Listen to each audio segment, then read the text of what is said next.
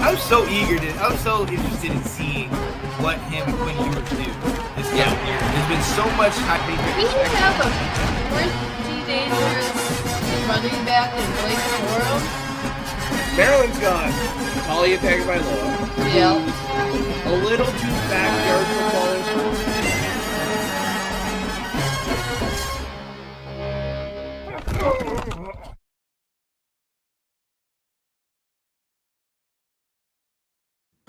What is going on, ladies and gentlemen? It is your boy Sean Spencer, one half of that dynamic duo that is Let's Talk Football. And it's Sunday, not Saturday. That's on me, ladies and gentlemen. But it's all good because we're still here and ready to talk football. But I wouldn't be talking any type of college football without my guy, the host of Restoring the Roar, Alex Loosemore. What up, Alex? Not too much, man. We're getting close. 2 weeks from now, we're already done the draft. Pretty much all the spring games will be done, and then it'll just kind of be that quiet period until we get rolling in August again. But as we showed last year with Arch Manning, it's not really a quiet time. Stuff can happen even then. It's a 365-day game. Absolutely. Speaking of Arch, we will definitely get into some of those spring games, like Alex alluded to. Arch got in a little bit of action. Yeah, interesting, not bad. You guys, I know you watched your game. I watched as much as I could. The stream cut off for me. Oh yeah. I got partway through the third quarter. Yeah, I will say this: they obviously with quarterbacks, they'll give them the different jerseys and everything, but I realized they only give that to the starter. Because they were roughing up Tuttle. Tuttle was taking some shots in that game. Yeah, so this is the first spring game JJ's been able to play in since he signed with Michigan. Just with injuries and all that. He's been beat up in the offseason. Right. So this year it was just don't touch him. Like just leave him alone. It was the whole bubble around the quarterback, don't be anywhere near so he can't hit his fingers on the helmet. Just nothing. Right. Leave him alone. But yeah, I was shocked to see the other quarterbacks getting roughed up because typically it's no quarterback gets hit. Right. So I was shocked to see that. I mean, they normally have the whole green jersey and the whole different colored jersey, so off limits. But Tuttle had the same jersey as the guys on the team, and I remember he scrambled out and ran, and I was like, "Oh, that might be a flag, man!" Wait a minute, you know what I mean? And see, and that's where to me, and it's funny because he got up and then one of the defensive guys kind of pushed him, and I'm like, all right, he's not an Indiana anymore, guys. He's not a rival. All right? He's a teammate now. Come on, right? We got to be good with that. So hey, look, we will dive into that a little bit later down the line and talk about some of the things that we saw or didn't saw or even anticipated because we got to go back and look at some of those. I know I do. I do check too. Yeah, I got to go check out North Carolina's, man. I couldn't get it on any local station around here, but I just saw the highlights. So we will definitely see. But from reality to our own reality, we're going into the NCAA 14/Revamped Dynasty updates. I'm going to give you a quick little synopsis of where I'm at. I came on here last week, and I told you that my 10-year tenure at Temple had come to an end. And I was ready to move on. Okay, that last year that I was supposed to be on the team, our coaching, we were ready to go. We didn't get past fifth ranked, even though we went undefeated against LSU's quarterback who stole the Heisman from my guy. And it was actually a tougher game. I went in there thinking I was going to stomp them. No, they were up for the most part 21-3 late in the third. Then I ended up coming back and winning. I believe it was 24-21. I couldn't do anything on defense whatsoever. That quarterback was as advertised. So shout out to him. It didn't matter because it was a farewell. I was ready to go. And I went into coaching carousel. And if any of you know, if you have a good resume going into coaching carousel, it's not going to be long before you're going to be taken off the board. Alex, I have never seen this happen. Mind you, I got a natty under my belt. I got some top 5 bowls, some Rose Bowls and some what's it called? The Fiesta, the Orange, all that type of stuff. favorable record. I mean, I was safe at my own spot. Not one school gave me an opportunity. Not even just a coach. Didn't even give me a shot as a coordinator. I don't know. I don't know what to do. Now, thankfully, like I told you, I was building them up for the future. So when I did have to stay, I still had a stacked little squad. So I still had a couple guys at QB, a couple running back. So I'm ticked off, right? So I mentioned to you guys that I'm going to be changing going into the independents. So I took my guys out of the American Temple. We used the independents.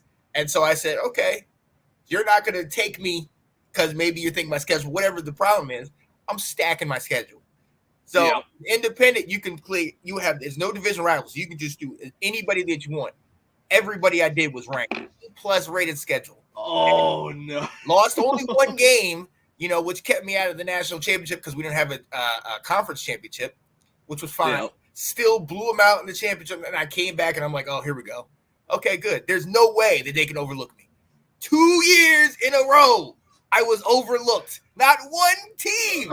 I almost went I was trying to find the place where I could just retire because I was like, this is a slap in the face. Oh, nobody's taking me. So at that point, you might as well just create a new coach and just right. So that's that's the dilemma I had, and we're gonna get to your team because you were hitting me up with messages, and I was just about to tell you, like, look, I'm cursed. They're doing something in my contract where they're not gonna let me leave it.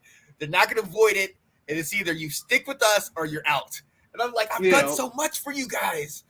So right now we're in the third year. I'm in the third year. I would say third year AD, but third year after trying to leave, essentially. Yeah. Still on the same team. Thankfully, my recruiting, we're about the 4-star right now, so my recruiting is through the roof. I'm getting guys left and right. My own line is stacked right now. But still, part of the joy is to be able to get that other job and then potentially move to the job that you want. So the fact that it hasn't happened, it's a dilemma for me right now because it's like, yes, I want to play and we still have a good team, but I've done everything I could do with Temple. I'm done with Temple. I got to keep moving. So that's where I'm at. We're gonna go through this season again and try for the third year in a row to try to. I don't care. I'll go anywhere. I'll be a special teams coach. I don't care. I just need to get out of Temple. The relationship is rocky. It's not doing good right now. All right. So yeah, they keep seeing you trying to leave year after year. Right. I feel like I'm like Lamar, man. They're all just trying to let them make let them make the deal. Let them do it. You just stay put. So it's all right. It's all right. Something's gonna happen. If I gotta reset it and start from scratch, I will. Oh, yeah. All right. What you got at JMU, man? What's going on? All right. So I think at the end of last week I was playing USC in the Natty. Yeah. Same exact thing that happened with Nebraska the year before. No. Back-to-back years against Big Ten teams. I was up with under 2 minutes left, just trying to salt away the clock, kill their timeouts, and I fumbled. Oh. And this one, instead of them driving down the field, they just ran it right back. So they took the fumble right back. Oh. So I had like a minute to drive down the field, down 52-45. Uh-huh. I get down to their 15-yard line, 8 seconds left, and I throw a pick. Yep. So I lost 52-45. So this past year 10, I started the season ranked 4th. My junior quarterback, Larry Nelson, was a 99 overall. Started 5th in the Heisman race. Yeah. We went undefeated to the national championship as the number 2 to play number 1 UCLA. So 3rd year in a row against a Big Ten team. Back-to-back years against a team from LA. And it looked ugly off the start. So I'll go back to our messages there, for the updates I had. So it was 7-3 UCLA after 1. So just neither team could really move the ball. We each just got one big play and it led to scores. I took the lead going into the half 17-14. I started the second half with the kickoff. Nobody scored in the third quarter, so still 17-14 JMU. And then 30 seconds into the fourth quarter, they threw a bomb on me. I was up playing the run, and they caught me. So it was 21-17. Then I drove the ball down with about 3 minutes left, 24-21, and they threw a pick to end the game. Oh. I still had to salt out the clock. It was the exact same scenario Right. again, like a minute and a half. Don't fumble. They had don't all fumble, 3 timeouts.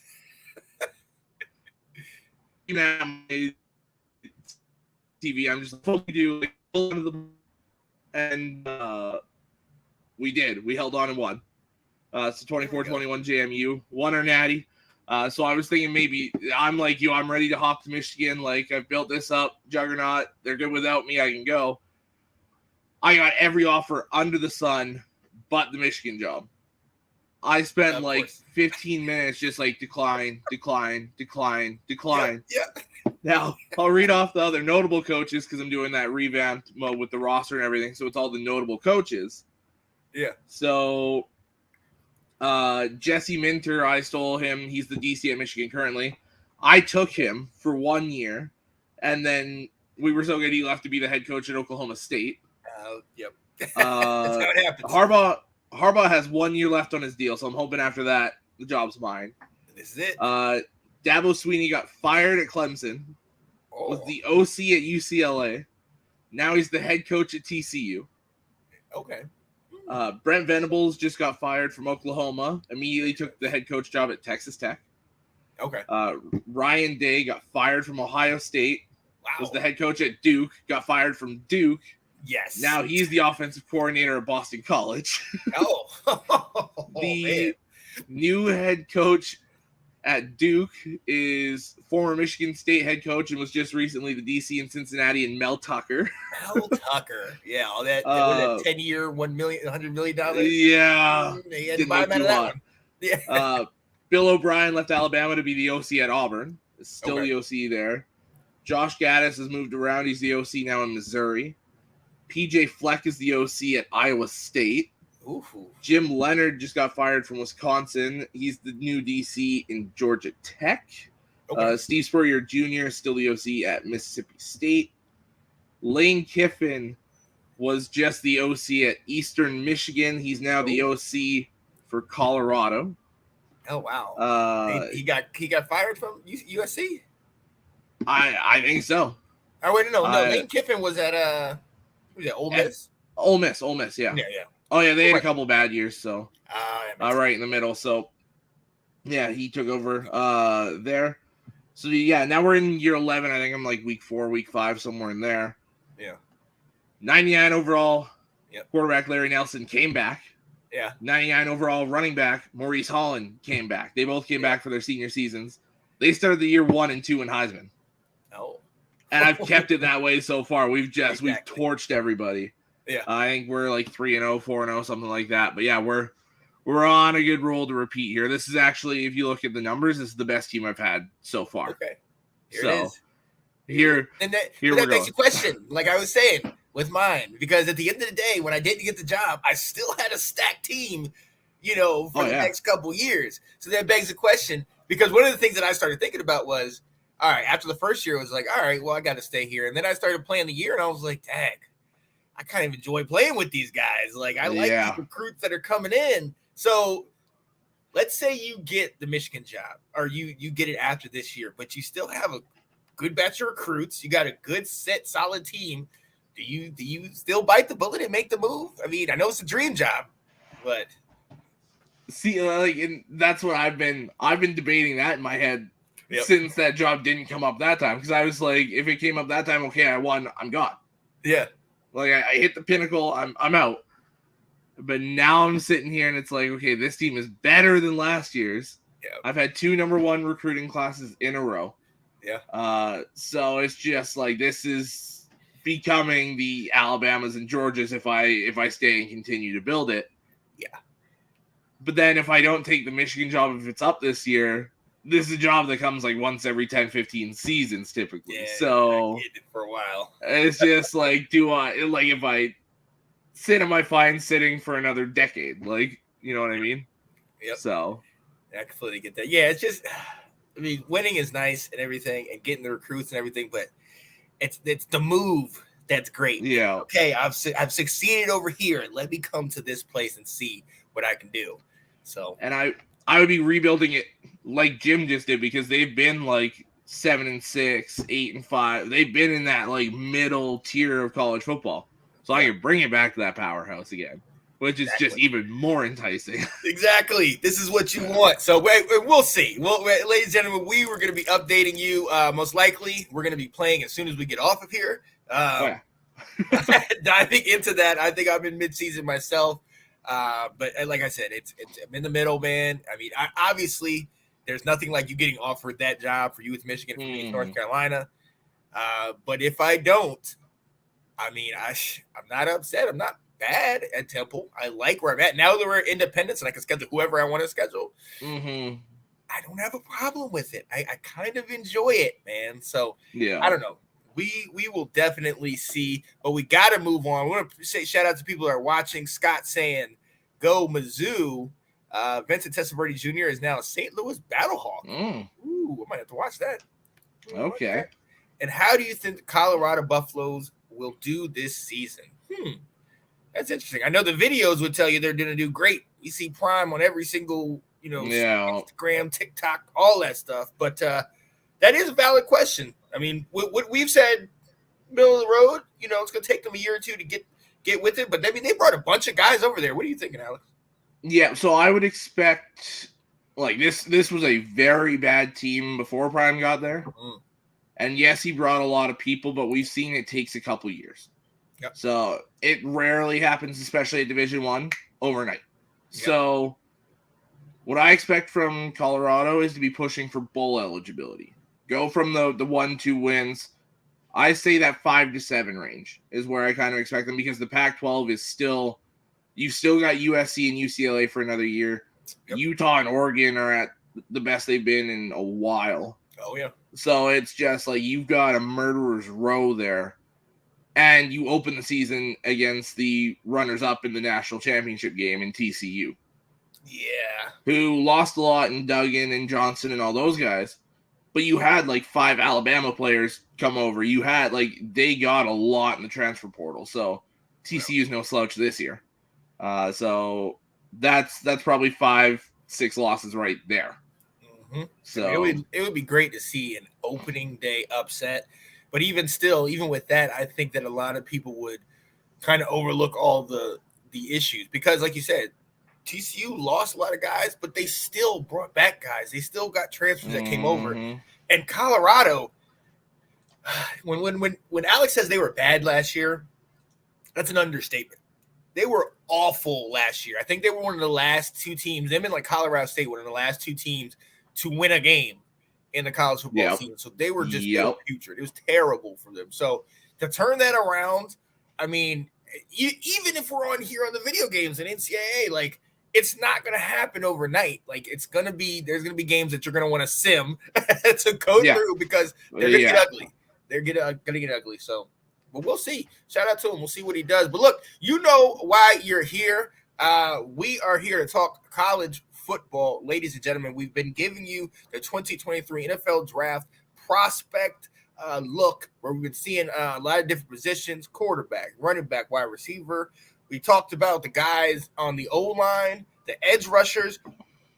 One of the things we didn't necessarily talk about just yet, kind of meshes with it, is the other part of the D-line, the D-tackles. Top 5 defensive tackles coming into this year. Alex, I'm going to go to you first. And it got a little interesting to me because of the fact that with a lot of the edge rushers, they say they can play edge or D tackle. A lot of the outside linebackers potentially could play edge as well. And, if they have the right size, they could play D tackle. But, I mean, what are your thoughts? Obviously, top of the list for most people is Jalen Carter. But where do you go from there? And I know he's the best overall, but that off the field stuff seems to be continuing to come up. What are your thoughts? For me, it's just he's still the number 1 player. It's knocked him down from being the number 1 overall prospect in this draft for me. But he's still a top 5 talent in this draft. He's a guy that if he's still there at 6, I wouldn't be upset if Detroit takes him. because it's a guy that if you can get the off the field stuff solved, this guy is going to be a top 10 D tackle at the end of next season. Yep. He's that good. I know he came in 9 pounds overweight to the pro day, all that. There's all the extra stuff going on. Yeah. But if you watch the tape, he mauls people in the run game and the pass game. There's nothing he can't do. Right. So to me, he's far and away the number 1 D tackle in this draft, and it's not close. Number 2 for me, I go Kalijah Cansey. He was like my number 5 or 6 if we would have talked this like a month ago. But I've watched more tape on him just because a lot of people say the Lions are going to get him. And it's not just the Pittsburgh comparison, but he reminds me of Aaron Donald. Like he's undersized, but he's strong, physical, fast, can push the pocket. If you look at like pressure rate and all those like advanced stats, he's actually the number 1 D tackle in this draft class. When it comes to pass rush ability, he's the guy that got the most pressure, the one that pushed the pocket the best, all those. But to me, it's that being undersized might limit him in the run defense at the next level. I think if you've got, for example, with Detroit, if you've got that big nose tackle build and you're just looking for that other guy beside him, Cansey's a great player for you to look at. Yeah. But if you've got, for example, Buffalo with an Ed Oliver who's smaller already, pairing Cansey with him is not a good idea in my opinion. Right. So it's all based on what you've got around him for me, but I think he'll be a very good pass rush D tackle at the next level. Number 3 for me is Brian Brzee from Clemson. This is a guy that some people had going top 10. Now I don't really see him in the first round anymore. Huh. I think he's early second round. I think by pick 45 he's gone. Okay. Just because he's still an insane talent. Kind of got lost in the shuffle at Clemson, but you had 4, 5, 6 first round Clemson D linemen at one point there. So it's just it's hard to stand out at that point. But I really like what he brings to the table. And I think he'll be a steal going in the second round. He's a first round talent, but just there's a limited need on D tackles right now, especially first round guys. Number 4 for me, it's my guy, it's Mazi Smith. The first real nose tackle on this list. What he brings to just that run stuff ability to take on 2 guys and allow the linebackers to go everywhere is second to none in this class. And for me, while he's that massive nose tackle type of D tackle, it's a lot like he's a less athletic Vita Vea. He can push the pocket, he can get after the quarterback. We saw multiple times this season where quarterbacks would run out of the pocket because Mazi Smith just destroyed the middle of the offensive line. So this is a guy you'll get day 2. Like I'm kind of hoping we skip D tackle in the first round and get him at 48 if he's still there. Yeah. But I love what Mazi brings to the table, and he's going to be a starting D tackle for a long time in this league. Yeah. And number 5 for me, I went back to kind of the build like Brzee and Carter and those guys, the more athletic D tackles. It's Javon Dexter from Florida. I love what this guy brings to the table. He is nasty. He's an all around D tackle again. He'll stop the run lanes. He'll push the pocket. He'll do everything you need him to do. I love what Javon Dexter brings to the table. Oh, I love that. Yeah, no. So for me, I mean, look with Jalen Carter, despite all the off field stuff, you can't overlook the talent. He is by far the best at this position, man, and arguably the best D lineman in this coming draft. So I love his size. We're talking about D tackle 6'3", 314. So and the guy can move. So I mean, obviously, if you have an opportunity to get him, I don't think you pass that up. You just put the people in place that can help him off the field and just make sure that he shows up and is able to play on Sundays. For me, Brian Brzee, I've seen him a lot in the ACC, but for me, obviously the talent's there, but it's the size again. There's a theme here with my D tackles. I need you to fill up that middle of that hole. that line, so 6'6", 290, almost 298, almost 300 pounds, 4'8", 40. I mean, look, the physical attributes are off the board. The explosiveness, lateral movement. This guy's an elite prospect. So, although he's not Jalen Carter, you would definitely be good to get him on your squad. Yeah. I love where you went at number 2 with Cansey out of Pittsburgh. Obviously, like you said, everybody's comparing him to Aaron Donald. I do love the size. The height for me is, 6'1" is, compared to me, 6'1" is huge. But compare some of these other guys on this list that are 6'3", 6'4", 6'5", the height is a little bit of an issue for me, a little bit undersized in that middle. But it's the lateral movements, that quick twitch, him being able to shed a blocker and create havoc in there. I'm excited to see how it transitions. But Pitt and potentially going to Pittsburgh, it's just in-house, in-home. They got their hungry, and so I like what he's doing. For number 4 for me, I got to go with a guy that is undersized as far as weight, but I think his speed is going to help him out. And if you put him on the right defense, Lucas Van Ness. I love that he's able to kind of be mobile inside. That being 30 pounds under 300 really scares me with him. Yeah. But I feel like if you can put him in the right system, this is environment based. Like wherever you get him, you have to get him somewhere where the scheme works well with what he can. He's going to be a good pro prospect in my opinion. With his size, I think what's best, he's going to probably be moved out to the edge or a potential linebacker or something like that. But if you can't get him in there and just, he's going to have to ball out, but his size, as far as height, maybe put on a couple more pounds, but we'll see how that plays out. That's 3 for me. Your boy, Mozzie. You look at his specs of 6'3", 323, you just licking your chops.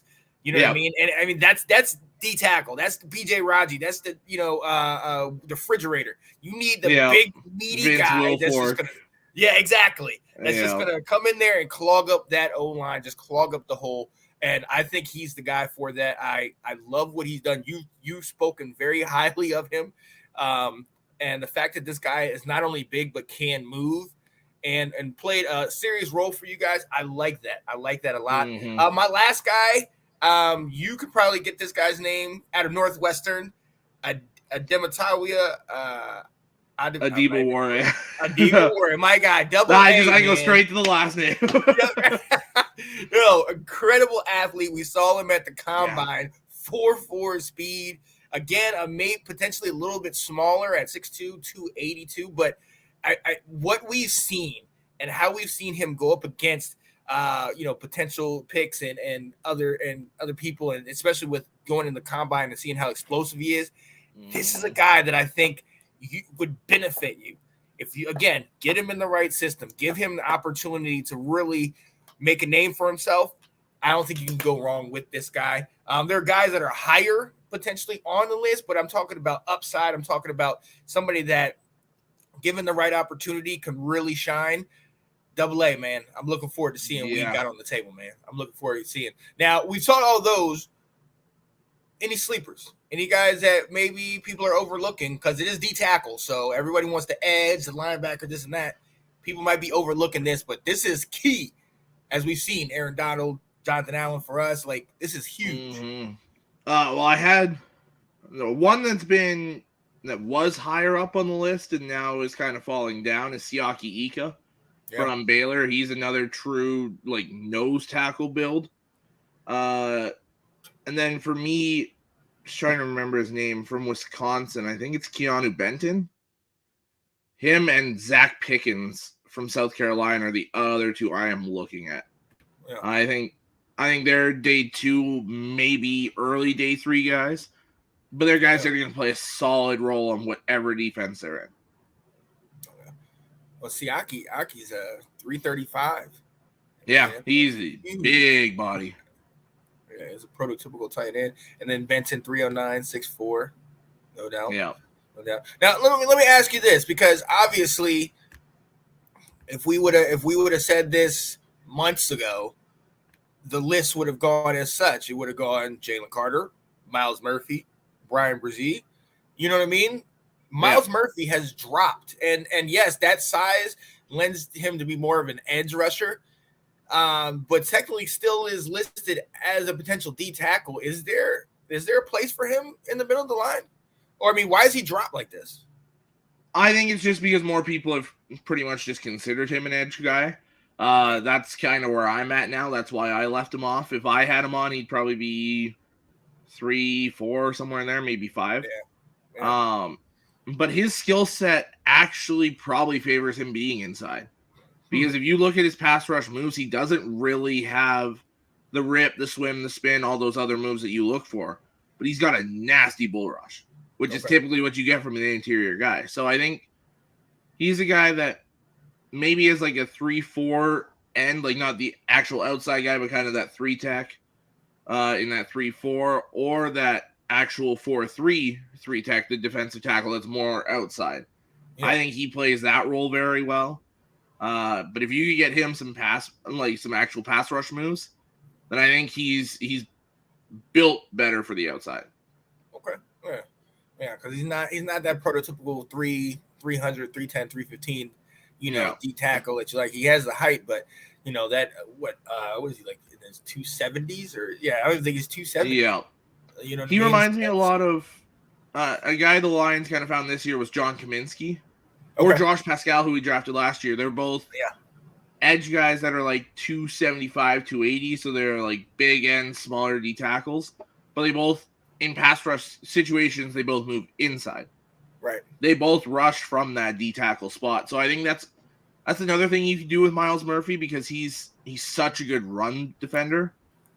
And if you did that, had him outside on first and second down, and then third down you slotted him at the D tackle spot, I think that's something that could fare very well for him in whatever team takes him. Oh yeah, absolutely, yeah. It's going to be interesting to see, man, because size matters to me in this position. I mean, I'm like you. I'm old school. Give me my guy that's 300 plus, and just stick him in the middle, and nobody is going to get around him, or at least you're going to have to bounce it because he's just going to clog up the middle of that line. Yeah. So, but yeah, no, I'm with it. So that's D tackles. Now let's go into the next spot on the list. And the next spot of the things we've been looking at, the draft position analysis, top 5 linebackers coming out this year in the draft. Again, this is something that's kind of been overshadowed by all the greatness on that D line and the fact that you can look at 2 of those guys, 2 of the 3 of the top 3 guys could also potentially play edge. We look at Will Anderson Jr., who's also listed as a linebacker, but also as an edge. You got Tyree Wilson, who's linebacker and edge, and then Nolan Smith with that 4.3 speed definitely can be put out at linebacker or edge.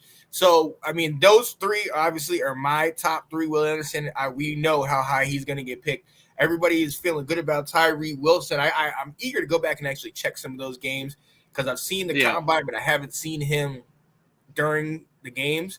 Nolan Smith, I've absolutely seen, and we've seen lots of him. Right, and there's tape on him at linebacker too.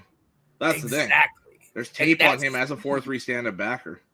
And see, that's the thing. That speed, I didn't recognize it. But when you have everybody at that speed and on your defense, obviously not going to show up as much. But I didn't see it. And then once you started seeing it at the combine, and then you start looking back like, woo, this guy is running all over the place. So Nolan Smith, definitely 5-star prospect. For me, 4 and 5, Jack Campbell out of Iowa. I love Jack Campbell. I'm always a huge Iowa linebacker and O-lineman guy. Love what they got. Even he's dominant, skillful, highly successful in college. Love his size, 6'5", 249. He can run a 4.6. So I'm all about that. And then number 5 for me is Trenton Simpson out of Clemson, 6'2", 235, but that 4.4 speed. I mean, he's just impressive physique, 240. And with him, I'm eager to see again. He's one of those I want to see where he transitions to. But Yeah. I'd be eager to potentially get Trenton Simpson if he were to come up later in the draft, seeing as Washington is in dire need of a linebacker that can move.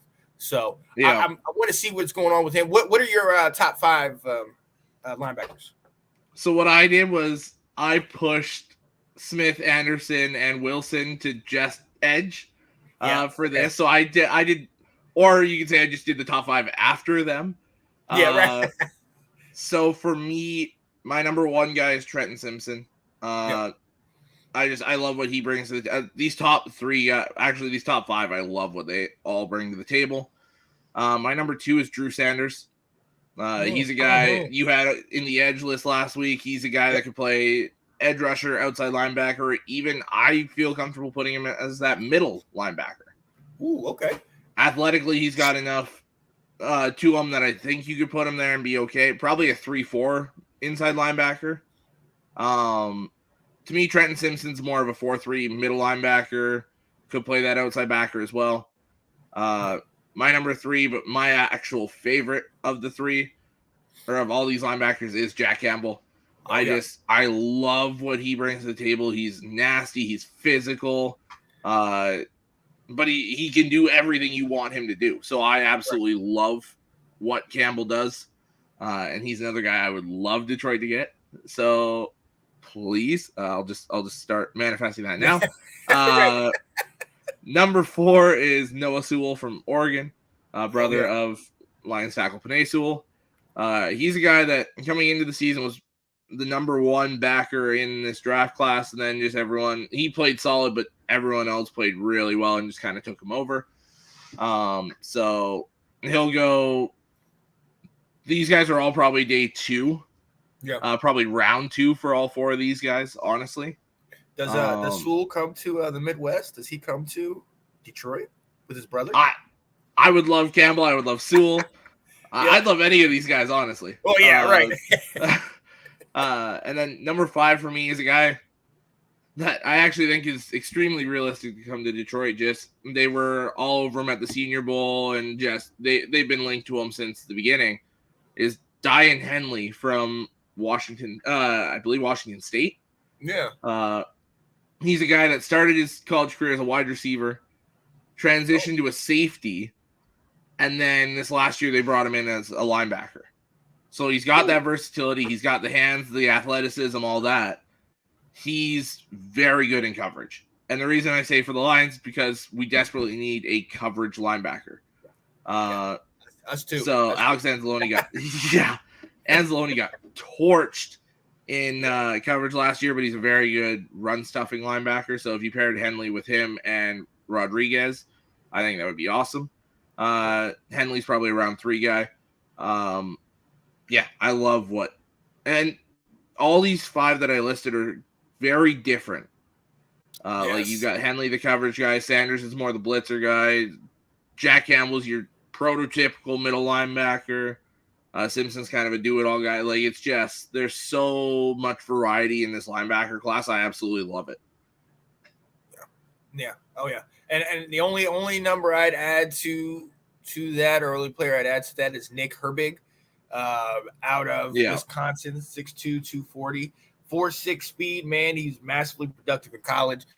Will loves this guy and absolutely wants us to pick him up because, So, great pass rush numbers, but also can turn around and at least, run the defense and potentially help out in the secondary, do stuff like that. So that's I'm all about that. But Noah Sewell, yes, all day. Drew Sanders, people forget, like, midway through the season, Drew Sanders was leading the country in sacks. You know what I mean? Like, Drew Sanders was doing big, and he even got overshadowed by Bumper Poole, who is another guy that was playing out there. You know what I mean? But Drew Sanders was killing it. But yeah, I'm on board with it. One name that I've heard a lot about, especially in the offseason, that has dipped, and I can't say I'm surprised that it's dipped, but coming into the offseason and especially the combine, everybody thought this guy was going to be the guy, and it's Andre Carter out of Army.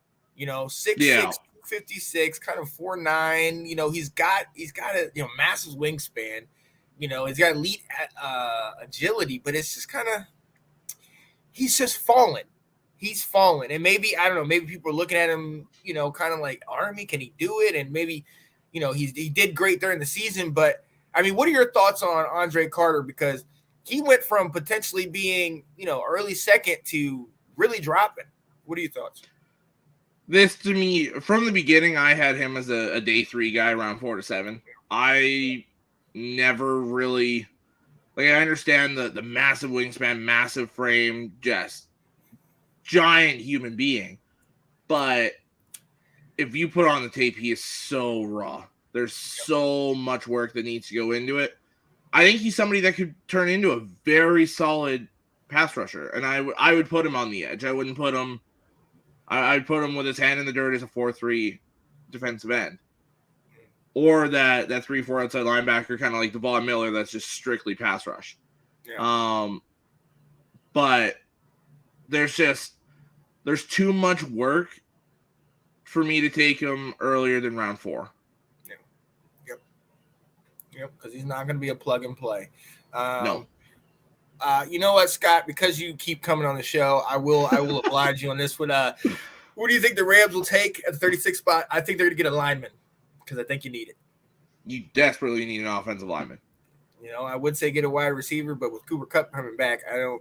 That's not as a necessity, as much of a necessity.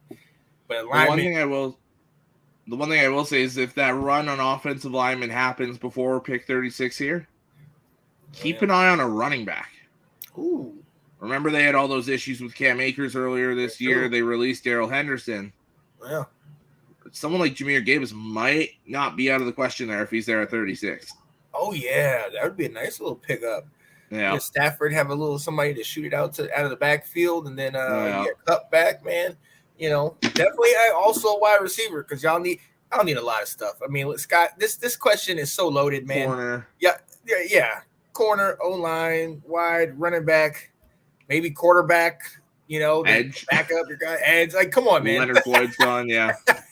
See, and Nathan just said corner, yeah. Corner with 36. My only thing is corner is very deep. So I think you get away with not taking one at 36, and you get a potential starter in that 3rd round pick. So. Yeah. You have to figure out what is it that the Rams are, what's priority to them. You know what I mean? Yeah. Obviously, Ramsey is gone, so you want to get a corner, but are you going to get somebody that, especially at the 36th pick, that's going to equal that production? I doubt it.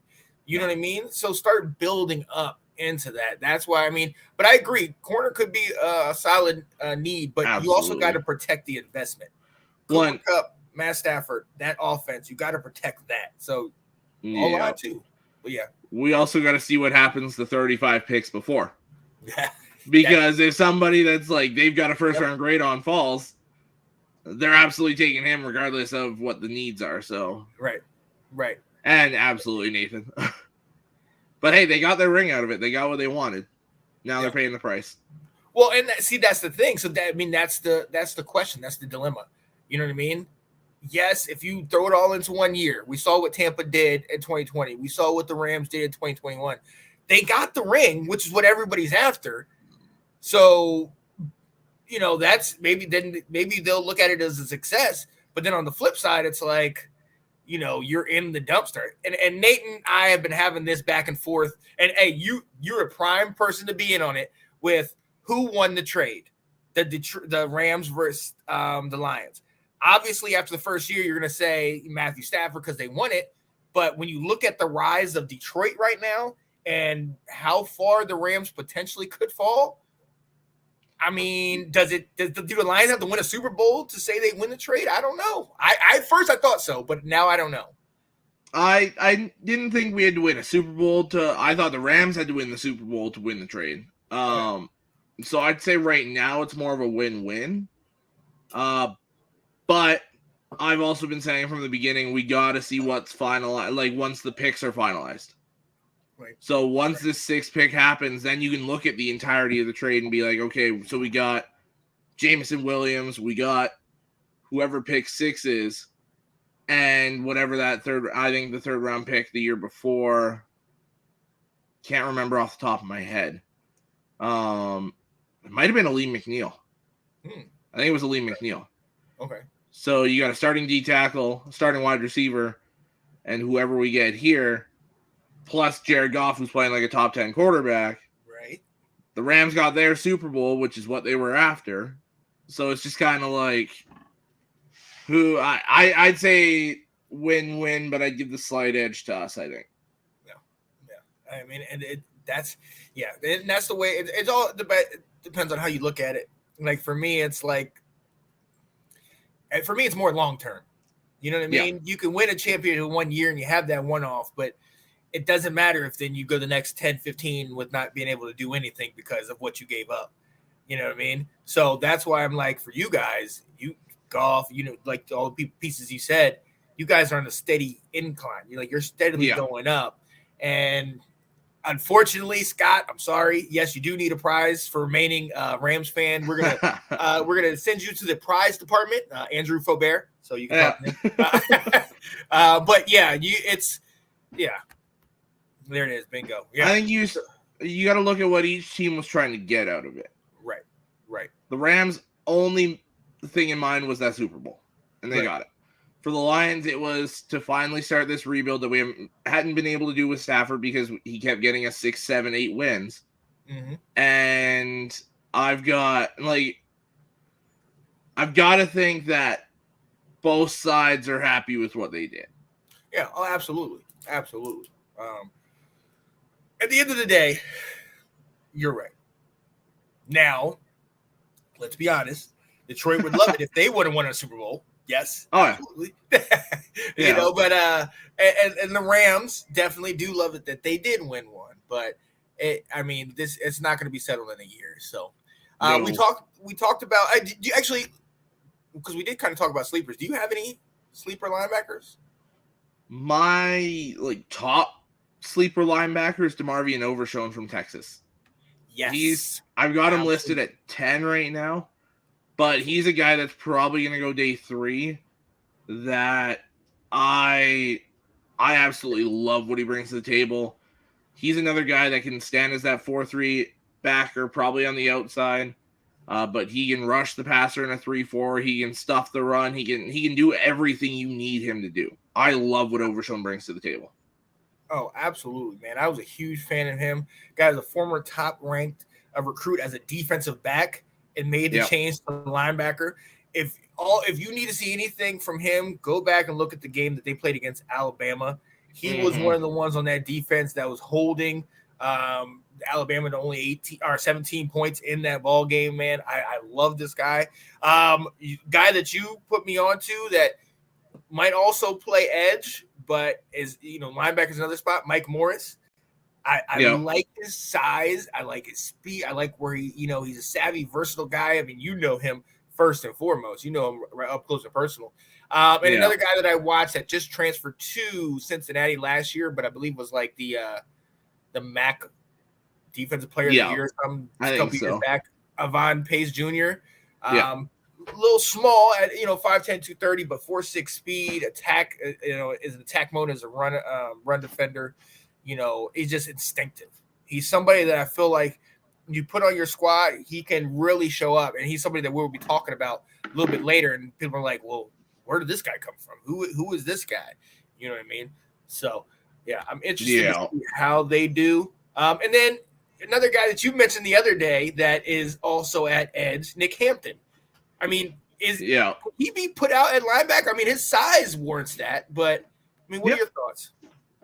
I think he absolutely could be. He's a guy that, like you said, I mean, his size it gives him the ability to play linebacker, but I think it more dictates the edge. But I think he could do it. I think he's got the ability to go and play that backer, and especially if you give him time to develop into that role, I think he could be very good there. Absolutely. That means scapegoating Goff. Who's scapegoating Goff? I think he means the Rams. Hell yeah.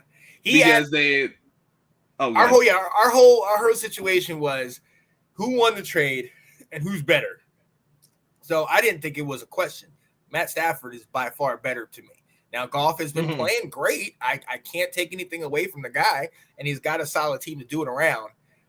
But Goff, we've seen what Goff can do. I'm sorry, man. I'll give Goff his due. I'll give him what he's doing right now. We know that great game he played against the Chiefs all those years ago when they went toe to toe. We also saw the Super Bowl. 54-51, yeah. Right. Well, we also saw the Super Bowl that year where they couldn't muster up a touchdown. And it's like, which Goff are we going to get? But it's because he's on my guy's team over here, I'm not going to slander this man. Shout out to him. Oh, yeah, I love both quarterbacks. To me, Stafford's the better quarterback of the two. Yeah. I don't think there's any question on that. If Stafford's healthy, he's easily the best quarterback in the NFC right now. But Goff has earned the right to be in the discussion 100%. Oh, absolutely. Look, in my opinion, Goff is better with Detroit. I mean, he had talent over there with the Rams, no doubt about it. They got to a Super Bowl, but there's something about him with Detroit, and it showed. The first time I saw it was when y'all played San Francisco. I think his first year, and you guys, first game 40, too. Yeah, it was like 40-16 in the fourth quarter, and then all of a sudden he brings you within like a touchdown of that game, and I'm like, what? And I was just about ready to turn it off. Right. And then I was like, okay, let's watch a few more minutes. And then it was just like score. Yeah. Score. I was like, oh my God. Like, yeah, right. Yeah. I said that might be a stretch, but a lineman at the combine who tore his meniscus. Voorhees. Didn't he tear his ACL? Is that who are you talking about? He's talking about Voorhees because it's the guy that messed up his leg and still did the bench press. Right. If it's just a meniscus, he is a second round pick. If it's an ACL, he probably falls to third or fourth. Yeah.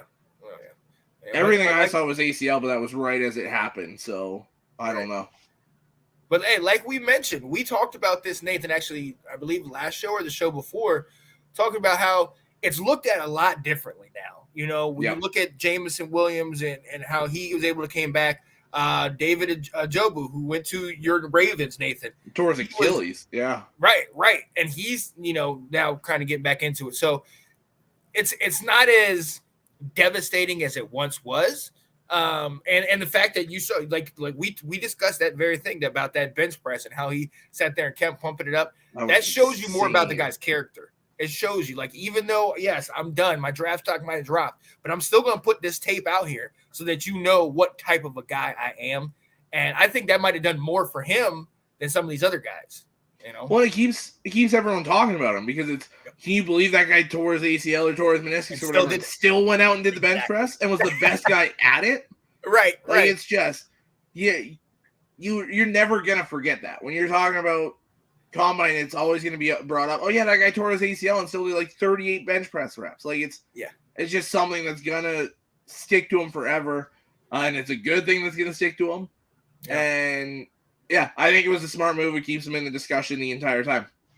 Yeah. Hey, shout out to him, man. I like that. Yeah. I like that. Because he could have easily mailed it in and said, I'm done. He said, I'm done. But he went out there and continued to go with that. So, hey, shout out to him. Absolutely.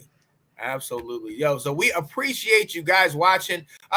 We alluded to this earlier, and we're not going to dive as much into this today, but I did want to bring it up. We talked about it at the beginning of the show. The spring games, obviously, North Carolina's game, I got to go back and watch that. I watched yours, and I watched the Michigan game. Yeah. I thought that was pretty good. I watched the Georgia game, which was hard to watch because the defense is still stacked. So you really weren't getting a good view of the offense because the defense was making some huge plays. But the offense still, they still were throwing some TDs. They still were making it happen. What games have you watched? I know you watched Michigan, but who else? Have you watched anybody else? That's pretty much all I've watched so far. I'm gonna go back and just once the draft is done, I'm gonna sit there and just spring game, just all these top guys. I'm gonna watch your guys' game for sure. Do you think did Drake May play? Oh, I still have to see. I do not even know. I don't know, but I know that they're already putting him as top 5 in the Heisman, if not 1 or 2. And I'm like, and it should be, yeah, it should be. But I'm like, here we go. The only thing that stopped him once all the cameras came to Chapel Hill, then all of a sudden we started losing. So I'm like, he's a year older. A year older. Yeah, right. He's got it. Yeah. Oh man, he said I haven't been able to watch any games yet. The NCAA tournament was a lot. Yeah, no, See, and that's for me with the draft right now. well, right. So they have just been coming out as of late. I think they started the first week of April, and ours was literally on the first. Yeah. So it's been going every weekend. So there's plenty of games, and look, you don't worry about missing stuff because there's 130 some odd teams out there. You're not going to catch, and that's just Div 1. Right, and you're not going to catch all of them, but just hey, get what you can. I've noticed for those of you that don't know, if you go on YouTube, just say 2023 like NCAA spring games, they'll give you the recaps of all of them. Some of them they'll actually give you the full game air, which is like an hour or two. But I mean, if you want to do that deep dive, definitely. But if you just want to do the little synopsis, they have little spring game edits for like it's like 25, 30 minutes, something like that. So you can just see just the important parts. You know, they cut through all the talking and the interviews and all that stuff. But it's interesting to see. It's definitely interesting. So, all right, yeah. So I'm eager to see what happens, and obviously, like you said, North Carolina, Drake May. I mean, if they're gonna have anybody with the super red jersey, you need to put him on the metallic rainbow. Don't touch him. You know what? Just give him the video game controller and let him sit back and play, and you guys can actually go out there. That's why I was like, I would not even put him on that field. No. I'm not risking that. What? No. It'd be just like that. There would be like a little bit of rain, and he'd slip, and it's like it's over. You're like, you know what? Yeah. I'm done. That's why I'm just like, keep him the hell out of there. That's even when I saw JJ, I was like, yeah, I get you want to play in one for once, but why? Just no. No. Don't do it, man. Don't do it. Oh man. Do you think Hakeem Butler of the Battlehawks should wide receiver should be? He's been killing it. Yeah. I don't know that he really fits what the NFL's looking for a wide receiver. Yeah. And they made the switch to tight end and it didn't work either. So I think he's more suited for XFL, USFL, like just the step below. Yeah. But man, he's looking awesome in that Battlehawks uniform right now. You know, one thing I'm gonna say, and I was thinking about this yesterday. You know, with the NFL, they've never really had a minor league. You know, development league, development league. I love that the USFL and the XFL and those things are back, but you know, the NFL isn't the have all to be all. Like that's not the ending for it. You can go to Canada, you can go to these other leagues and make money. You know, it's not going to be leagues in Europe, like. Well, exactly. You can actually continue to play. And it's crazy now thinking about it, because if I was growing up at this time, I never would have stopped playing football. I would have found somewhere to hop on some team and do something. You know what I mean? But I remember when I came out, you know, and I went to, you know, Virginia State and played a couple years, and then there really wasn't that many things for you. You didn't have YouTube. You couldn't really go to, like, I didn't know anything about D2, D3 schools or any of that. Like I looked at Valdosta State and thinking, okay, this is right up the street, and it's in like Georgia, and I was like, oh man, but I wanted to play. I didn't pursue it.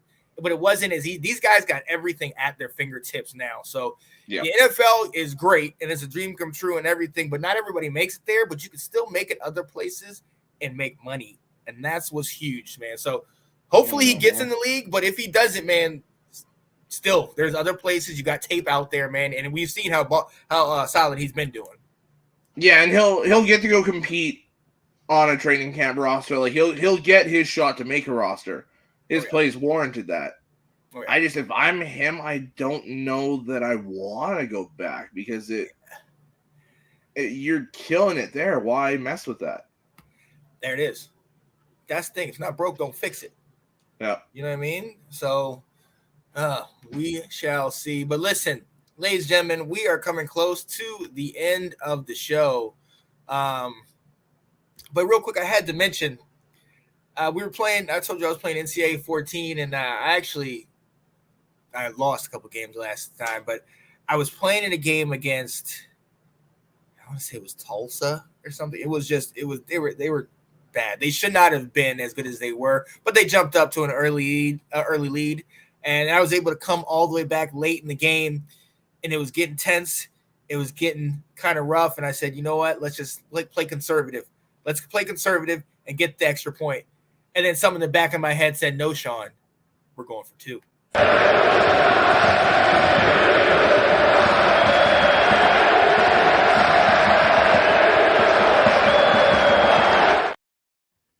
Yes, sir. Yes, sir. Yes, sir. We are going for 2. Alex, what is your going for 2 on this day? For me, it kind of follows in to that last one. Just the whole idea of just locking in and finalizing whatever you got to do. Yep. But also don't make that the end all be all. Yes. Don't have your one thing that's like your sole focus, because there's so many things going on around you and so many people around you. Make sure to focus on everything else as well while trying to obtain that goal. Yes. Yes. Yeah, for me, and I'm not going to go too deep into this, but it kind of piggybacks on a little bit what you're saying. I was doing some research for this and then pulled down my notifications thing on my phone, and I saw in 2 different places, Louisville and Alabama, there was both incidents of mass shooters.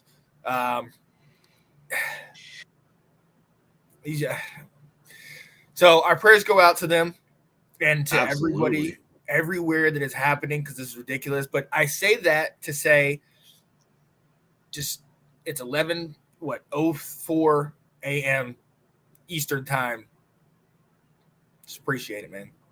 Yeah, appreciate being able to get up and talk, join us on here, go back and forth. Tomorrow's not promised, man. So appreciate this stuff that we have. Go back there and dive into some of these old games. Go back there and talk to people that you don't really talk to. Like, just do it. And attention to detail. Keep focusing. It's not I don't want to say, so I want to say it's not the end of the world, but at the same time, I do want to say you need to sit there and take the time to appreciate it, because absolutely some people, it is the end of the world for some people. Some people have to go through, not just the people that are no longer with us, but the families and everything that's represented. So you have a great opportunity to sit here and just appreciate a beautiful day outside. Sunday may not be beautiful, might be raining wherever you're at. It doesn't matter. Just go out there and enjoy it, because you can feel it. You can feel the blood running through your veins. You're still here. So just appreciate the time that you have, and any time that I get to sit here and talk college football with my guy. Oh yeah, I'm appreciating it. I'm appreciating it. Oh, absolutely. Yes, sir. Oh yeah. Said, great show, guys. Keep it up. Yo, Scott Thaler, look, we don't have prizes, but we might have to make something up for you, man. A frequent flyer miles, something, a jersey, something, man. Scott, we're gonna help you out, man. We appreciate you, because a lot of times it's you and us on Saturdays and Sundays, all right? So shout out to you. But shout out to Nathan. Andrew was here. Delilah was up in here. Scott, we appreciate you guys taking time with us. We know it's early, and we know, so sometimes, especially on the weekends, you guys want to sleep in and stuff like that. Hey, that was the reason I actually slept in the night yesterday. Any chance that we get to go back and forth on this, like I said, I appreciate it. I love it. So, my guy right here, Mr. Alex Goosemore, who this week, what you got going on this week? So I'm still trying to figure out if I've got enough topics for Tuesday for Restoring the Roar. If not this week, then definitely next week. Wednesday, I'm making a guest appearance.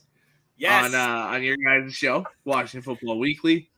Thursday, we're back with the NFL edition. And Friday is North Sports Dynasty, where we're revealing our final mock drafts. Ooh. I like that. Busy week. We're coming to the end of draft season here. This is my favorite time of year for just like all the research, all the like making the mock drafts, all that culminating to actually watching Thursday and Friday, and tuning in on Saturday this year. Right. And just kind of seeing it all come together. I love this time of year. Oh yeah, absolutely. Because you start to see the culmination of these guys that have been coming all throughout college, but then it's also the culmination, like you said, of the mock drafts, the research, the pro days, the combine, all that stuff where you're starting to sit there and see, are my eyes lying to me, or what I'm seeing is that going to translate? So Yeah. it's going to be Well, interesting. and then spring games as well. Like it's just you end the college to NFL cycle, and it's right back into the spring game, like high school to college. It's just a lovely cycle. I don't want to be vicious, but it's lovely. I love it. Every single second of it. It has both sides to it, because it could be absolutely does. But you're absolutely right, and that's the thing, because there is that combine and all the NFL stuff. But then now you also got to go back to college, and you have to learn new guys that are coming in. Who's replacing? Exactly. Like, who's taking over for Stroud, for Young, for Levis, for Richardson, for Will Anderson, Jalen Carter? Like, who you've got so many big time players that it's like, oh crap, who's taking over for these 300+ players that are now leaving? Right. So yeah, it's busy time, but I love it. Yes. Hey, and for those of you that are football fans that are upset at this time of the year, that are you don't think there's anything going on, trust me, tune in. We'll definitely give you what we got. I know it's baseball season. Shout out to baseball. Shout out to people who are in hockey and all these other sports. That's great. But football, my heart is shaped as a football. Okay, so as long as I got somebody over here to talk it with, we're gonna talk some football for sure. Oh yeah. But look, we have to let you go. We both have to, end our seasons and potentially dream jobs. Right. See if we can get picked up somewhere else. All right. Yeah. If I'm gonna tell you this right now, Alex, if I don't get that other job, I'm boycotting. There's an investigation going out. I'm retired. I don't know what I'm gonna do. But I'm tired of Temple. We win too much. All right. Yeah, it almost gets boring at some point. Huh? It almost gets boring. It's like too easy. Exactly. And that's the part where I'm like, dude, come on. Like, I got to the point where I'm just like chucking up bombs and have my quarterback have 3 or 4 interceptions in the game, just because I'm like, this play works half the time. I'm not going to, 50% of the time, I'll take it. You know what I mean? Yeah. So, oh, good God. Yeah. So hopefully we'll give you a new report next week. Yeah. But Joe, for me, Sean Spencer, my guy over here, Mr. Alex Loosemore, we appreciate you. Thank you so much for joining us, and we shall see you next time. Peace, guys.